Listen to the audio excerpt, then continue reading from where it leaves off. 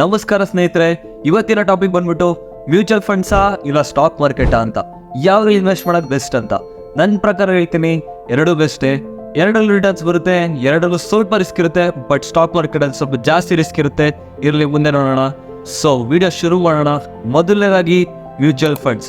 ಯಾಕಪ್ಪ ಅದು ಫಸ್ಟ್ ತಗೊಂಡೆ ಅಂದರೆ ಇದ್ರಲ್ಲಿ ಅಡ್ವಾಂಟೇಜಸ್ ಜಾಸ್ತಿ ಇದೆ. ಅಡ್ವಾಂಟೇಜಸ್ ಏನು ಅಂತ ಡಿಸ್ಕವರ್ ಮಾಡೋಣ. ಇವಾಗ ನಮ್ಮ ಹತ್ರ ಒಂದು ಸ್ವಲ್ಪ ದುಡ್ಡಿರುತ್ತೆ, ಇನ್ವೆಸ್ಟ್ ಮಾಡಬೇಕು. ನಮ್ಮ ಹತ್ರ ನಾಲೆಡ್ಜ್ ಇಲ್ಲ, ಟೈಮ್ ಇಲ್ಲ, ಜನ ಇಲ್ಲ, ಸಾಫ್ಟ್ವೇರ್ಗಳಿಲ್ಲ, ಪಿ ರೇಷಿಯೋ, ಬ್ಯಾಲೆನ್ಸ್ ಶೀಟ್, ಫಂಡಮೆಂಟಲ್ಸ್ನ ಓದಕ್ಕೆ ಬರೋಲ್ಲ, ಟೆಕ್ನಿಕಲ್ ಅನಾಲಿಸಿಸ್ ಗೊತ್ತೇ ಇಲ್ಲ. ಈ ಥರ ಸ್ಟಾರ್ಟಿಂಗ್ ಇನ್ವೆಸ್ಟಿಂಗ್ ಸ್ಟೇಜಿಗೆ ಬರೋರಿಗೆ ಯಾವ್ದು ಬೆಸ್ಟ್ ಗೊತ್ತಾ?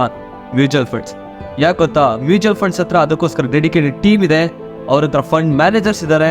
ಅವ್ರ ಕೆಲಸ ಏನಂದರೆ ಬೆಳಗ್ಗೆ ಸಂಜೆವರೆಗೂ ನೋಡ್ತಾರೆ ಯಾವ ಸ್ಟಾಕ್ ಚೆನ್ನಾಗಿದೆ, ಯಾವ ಸ್ಟಾಕ್ ಚೆನ್ನಾಗಿಲ್ಲ, ಯಾವ್ದು ಪರ್ಫಾರ್ಮೆನ್ಸ್ ಮಾಡುತ್ತೆ ಅಂತ ಎಲ್ಲ ಸೆಲೆಕ್ಟ್ ಮಾಡ್ಬಿಟ್ಟು ನಿಮಗೋಸ್ಕರ ಅವ್ರು ಇನ್ವೆಸ್ಟ್ ಮಾಡ್ತಾರೆ. ಅವರೇ ಒಂದು ಕಂಪ್ನಿ ಕಟ್ಟಿದ್ದಾರೆ, ಅವರೇ ಕಂಪ್ನಿ ಬಿಲ್ಲು ಕೊಡ್ತಾರೆ, ಅವರೇ ಕಂಪ್ನಿ ಖರ್ಚು ಕೊಡ್ತಾರೆ. ಬಟ್ ನಿಮಗೆ ಏನು ಮಾಡ್ತಾರೆ ಅಂದರೆ ನಿಮ್ಮ ದುಡ್ಡಿಗೆ ಪ್ರಾಫಿಟ್ ತಗೊಂಡು ಕೊಡ್ತಾರೆ. ಇದು ಹೆಂಗಪ್ಪ ಅಂದರೆ ಅವ್ರು ಕಷ್ಟಪಡ್ತಿದ್ದಾರೆ, ನಮಗೆ ಪ್ರಾಫಿಟ್ ಬರ್ತಿದೆ. ಸೊ ನಿಮಗೆ ರಿಸ್ಕ್ ತೊಗೊಳಕ್ಕೆ ಇಷ್ಟ ಇಲ್ಲ, ಯಾರೋ ಕೆಲಸ ಮಾಡಲಿ ನಮಗೆ ಪ್ರಾಫಿಟ್ ಬರಲಿ ಅಂದರೆ ಮ್ಯೂಚುವಲ್ ಫಂಡ್ಸ್ ಬೆಸ್ಟು. ಯಾಕೆ ಗೊತ್ತಾ? ಈಗಿನ ಜನಕ್ಕೆ ಕೆಲಸ ಇರುತ್ತೆ, ಬೆಳಗ್ಗೆದ್ದು ಸಂಜೆವರು ಕೆಲಸದಲ್ಲಿ ಇರ್ತಾರೆ, 9 to 5 ಜಾಬಲ್ಲಿ ಇರ್ತಾರೆ. ಅವ್ರಿಗೆ ಸ್ಟಾಕ್ ಮಾರ್ಕೆಟ್ ಬಗ್ಗೆ ಅನಲೈಸ್ ಮಾಡೋಕ್ಕಾಗಲ್ಲ. ಆ್ಯಂಡ್ ಸ್ಟಾಕಲ್ಲಿ ಯಾವುದೇ ಚೆನ್ನಾಗಿದೆ ಅಂತ ಅನಲೈಸ್ ಮಾಡ್ಕೊಂಡು ಕೂತ್ಕೊಂಡು ಅದ್ರ ಲಾಸ್ ಆದರೆ ಟೆನ್ಷನ್ ತೊಗೊಳಕ್ಕೂ ಇಷ್ಟ ಇಲ್ಲ. ಅವ್ರು ಹಾಕ್ಬಿಟ್ಟು ಬಿಟ್ಬಿಡ್ತಾರೆ, ಪ್ರಾಫಿಟ್ ಬರಬೇಕು ಅಷ್ಟೇ ನಮ್ಮ ತಲೆಯಲ್ಲಿರುತ್ತೆ. ಅಂಥವರಿಗೆ mutual funds best. But stock ಮಾರ್ಕೆಟಲ್ಲಿ ಏನಪ್ಪ ಅಂದರೆ ಯಂಗ್ಸ್ಟರ್ಸಿಗೆ ತುಂಬ ಒಳ್ಳೆ ಆಪರ್ಚುನಿಟಿ. ಯಾಕಂದರೆ ನಮಗೆ ಮನೆ ನೋಡ್ಕೋಬೇಕು ಅನ್ನೋದಿರಲ್ಲ, ರಿಸ್ಕ್ ಇರಲ್ಲ, ತುಂಬ ಕಮ್ಮಿ ರಿಸ್ಕ್ ಇರುತ್ತೆ, ಸ್ವಲ್ಪ ಜನಕ್ಕೆ ಇರುತ್ತೆ. ಬಟ್ ಮೋಸ್ಟ್ ಆಫ್ ದೆಮ್ಮಿಗೆ ಮನೆ ನೋಡ್ಕೋಬೇಕು ಅನ್ನೋ ಟೆನ್ಷನ್ ಇರಲ್ಲ. ಅವರು ಸ್ವಲ್ಪ ರಿಸ್ಕ್ ತೊಗೋತೀನಿ, ಸ್ವಲ್ಪ ಜಾಸ್ತಿ ರಿಟರ್ನ್ಸ್ ಬೇಕು ಅನ್ನೋರಿಗೆ ಸ್ಟಾಕ್ ಮಾರ್ಕೆಟ್ ಬೆಸ್ಟ್. ಸ್ಟಾಕ್ ಮಾರ್ಕೆಟಲ್ಲಿ ಸ್ವಲ್ಪ ಅಡ್ವಾಂಟೇಜ್ ಏನು ಗೊತ್ತಾ? ನಾವು ನಮಗೆ ಇಷ್ಟ ಬಂದಿಂದ ಸ್ಟಾಕ್ ತಗೋಬೋದು. ಬಟ್ ಮ್ಯೂಚುವಲ್ ಫಂಡ್ಸಲ್ಲಿ ಅವ್ರಿಗೆ ಇಷ್ಟ ಬಂದಿಂದ ಸ್ಟಾಕ್ ಅವ್ರು ತಗೋತಾರೆ, ಅದಕ್ಕೆ ನಾವು ಇನ್ವೆಸ್ಟ್ಮೆಂಟ್ ಮಾಡ್ತೀವಿ. ಬಟ್ ಇಲ್ಲಿ ನಮಗೆ ಯಾವ್ದು ಬೇಕಾದರೂ ಸ್ಟಾಕ್ ತಗೋಬೋದು, ಯಾವ್ದ್ರ ಮೇಲೆ ಬೇಕಾದ್ರ ಮೇಲೆ ಇನ್ವೆಸ್ಟ್ ಮಾಡ್ಬೋದು. ಲಾಸ್ ಆದರೆ ನಮ್ಮದೇ ದುಡ್ಡು, ಪ್ರಾಫಿಟ್ ಆದರೂ ನಮ್ಮದೇ ದುಡ್ಡು. ಬಟ್ ಮ್ಯೂಚುವಲ್ ಫಂಡ್ಸಲ್ಲಿ ನಿಮಗೆ ಎಷ್ಟೇ ಪ್ರಾಫಿಟ್ ಆಗಲಿ ಅವ್ರದ್ದು ಸ್ವಲ್ಪ ಪರ್ಸೆಂಟೇಜ್ ಅಂತ ಇರುತ್ತೆ. ಆ್ಯಂಡ್ ಅವ್ರದ್ದು ಸ್ವಲ್ಪ ಎಕ್ಸ್ಪೆನ್ಸ್ ರೇಷಿಯೋಗಳಿರುತ್ತೆ, ಅದನ್ನೆಲ್ಲ ಕೊಡಲೇಬೇಕಾಗುತ್ತೆ ನಾವು. ಬಟ್ ಸ್ಟಾಕ್ ಮಾರ್ಕೆಟಲ್ಲಿ ಪೂರ್ತಿ ನಮ್ಮದೇ ದುಡ್ಡು. ಬಟ್ ಇದ್ರಲ್ಲಿ ನಾವು ಟೈಮ್ ಕೊಡಬೇಕು, ನಮ್ಮ ನಾಲೆಡ್ಜ್ ಉಪಯೋಗಿಸ್ಬೇಕು, ಸ್ವಲ್ಪ ರಿಸರ್ಚ್ ಮಾಡಬೇಕು, ಆಮೇಲೆ ಇನ್ವೆಸ್ಟ್ ಮಾಡಬೇಕು. ಬಟ್ ನಾನೊಂದು ಮಾತು ಹೇಳ್ತೀನಿ, ಸ್ಟಾಕ್ ಮಾರ್ಕೆಟಲ್ಲಿ ನೀವು ಇನ್ವೆಸ್ಟ್ ಮಾಡ್ತಿದ್ದೀರಾ ಅಂದರೆ ನಿಮ್ಮ ನಾಲೆಡ್ಜ್ ತುಂಬ ಇಂಪ್ರೂವ್ಮೆಂಟ್ ಆಗುತ್ತೆ, ನೀವು ತುಂಬ ಸ್ಮಾರ್ಟ್ ಪರ್ಸನ್ ಆಗ್ತೀರಾ. ಯಾಕೆ ಗೊತ್ತಾ? ಒಂದು ಕಂಪ್ನಿಗೆ ಇನ್ವೆಸ್ಟ್ ಮಾಡಿರ್ತೀರಾ, ಲಾಸ್ ಆಗಿಬಿಡುತ್ತೆ ಕಂಪ್ನಿ. ಅವಾಗ ಏನು ಮಾಡ್ತೀರಾ? ಲಾಸ್ ಆದಾಗಲೇ ನಮಗೆ ಟೆನ್ಷನ್ ಶುರು ಆಗೋದು. ಏನಕ್ಕೆ ಲಾಸ್ ಆಯಿತು, ಯಾಕೆ ಲಾಸ್ ಆಯಿತು, ಎಲ್ಲ ರಿಸರ್ಚ್ ಮಾಡೋಕ್ಕೆ ಶುರು ಮಾಡ್ತೀರಾ, ಕಂಪ್ನಿ ಬಗ್ಗೆ ತಿಳ್ಕೊಳಕ್ಕೆ ಶುರು ಮಾಡ್ತೀರಾ. ಆಮೇಲೆ ಏನು ಮಾಡ್ತೀರಾ? ಹೊಸ ಕಂಪ್ನಿಗಳನ್ನ ಡಿಸ್ಕವರ್ ಮಾಡ್ತೀರಾ. ಆ ಕಂಪ್ನಿ ಮೇಲೆ ಇನ್ವೆಸ್ಟ್ ಮಾಡಿದ್ರೆ ಪ್ರಾಫಿಟ್ ಬರುತ್ತಾ ಅಂತ ರಿಸರ್ಚ್ ಮಾಡೋಕ್ಕೆ ಶುರು ಮಾಡ್ತೀರಾ. ಅವಾಗ ಏನಾಗುತ್ತೆ ಅಂದರೆ ಬರೀ ಟೆಕ್ನಾಲಜಿ ಅಲ್ಲ, AI ಅಲ್ಲ, ಲಾಜಿಸ್ಟಿಕ್ಸ್ ಅಲ್ಲ, ಎಲ್ಲ ಸೆಕ್ಟರಿಗೆ ಹೋಗ್ತೀರಾ. ಯಾವ್ಯಾವ ಕಂಪ್ನಿ ಚೆನ್ನಾಗಿದೆ ಅಂತ ಯೋಚನೆ ಮಾಡ್ತೀರಾ. ಈ ಥರನೇ ನೀವು 5 to 10 years ಮಾಡೋದ್ರೊಳಗಡೆ ನೀವೇನಾಗ್ತೀರಾ ಗೊತ್ತಾ? ನೀವೇ ಒಂದು ಬಿಸ್ನೆಸ್ ಎಂಟಿಟಿ ಆಗ್ತೀರಾ.